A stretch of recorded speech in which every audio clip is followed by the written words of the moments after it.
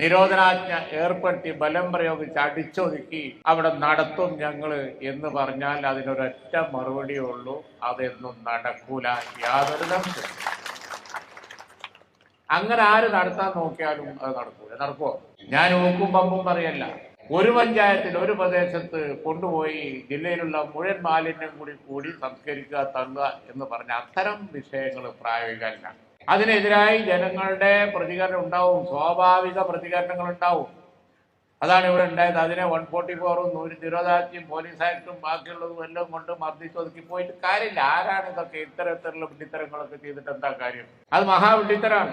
ഞാൻ വരുന്ന മലപ്പുറം ജില്ലയിലില്ല. കാരണം എന്താ, അവിടെ കുറെ പ്ലാന്റ് ഉണ്ട്. ഇവിടെ കുത്തകയാണ്, അതാണ് പ്രശ്നം. ലോകത്തുള്ള എല്ലാ മാലിന്യവും കൂടി കൊണ്ടുവന്ന് തള്ളി അവിടെ സംസ്കരിച്ച് അമിത ലാഭം ഉണ്ടാക്കാൻ വേണ്ടി കമ്പനി നോക്കുന്നതാണ് ഇവിടുത്തെ കാതലായത്. അതിന് ആളുകളെ അടിച്ചൊതുക്കി മർദ്ദിച്ചൊതുക്കി അവർക്ക് എന്നും ലാഭം ഉണ്ടാക്കുക എന്ന് വിചാരിച്ചാൽ അത് നടക്കൂല.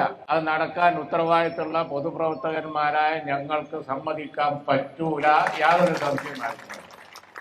ഒരു ദിവസം 2 ദിവസം നിങ്ങൾ നടത്തുമായിരിക്കും, അല്ലെങ്കിൽ ഒരു മാസം നിങ്ങൾ നടത്തുമായിരിക്കും. ഇപ്പൊ കമ്പനി കൂട്ടി കിടക്കുകയാണ്. തുറന്നാലും ആളുകളെ മർദ്ദിച്ചൊതുക്കി എത്ര ദിവസം നടത്തും? അത് നടക്കൂല. നടക്കാത്ത കാര്യം നിങ്ങൾ ചിന്തിക്കരുത്. ജില്ലയിലുള്ള മാലിന്യെല്ലാം കൂടി കൊണ്ടുവന്ന് ഈ കോഴിപ്പാട്സ് എല്ലാം കൂടി കൊണ്ടുവന്ന് ഇവിടെ സ്റ്റോക്ക് ചെയ്ത് അത് കിടന്ന് നാറി ചീഞ്ഞ് പുഴുത്ത് അത് പിന്നെ സംസ്കരിച്ച് അത് അവിടുത്തെ ജനങ്ങളെ എപ്പോഴും സഹിച്ചു പോവുക എന്ന് പറഞ്ഞ കാര്യം അധികൃതർ, കലക്ടറായാലും ബാക്കിയുള്ളവരായാലും അത് ചിന്തിക്കാനേ പാടില്ല എന്നാണ് ഉണ്ടായത്. ഒളിവിൽ കഴിയുക, കുട്ടികൾക്ക് സ്കൂൾ പോകാൻ വയ്യ.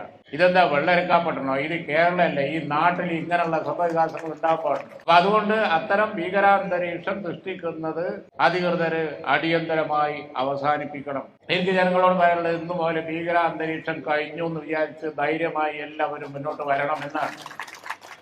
ഞാൻ ഇന്നലെ ഉയർന്ന പോലീസ് ഉദ്യോഗസ്ഥന്മാരോടും സംസാരിച്ചു. സമാധാനപരമായി പോകണം എന്ന് തന്നെയാണ് അവരും ആഗ്രഹിക്കുന്നത് എന്ന് പറഞ്ഞു.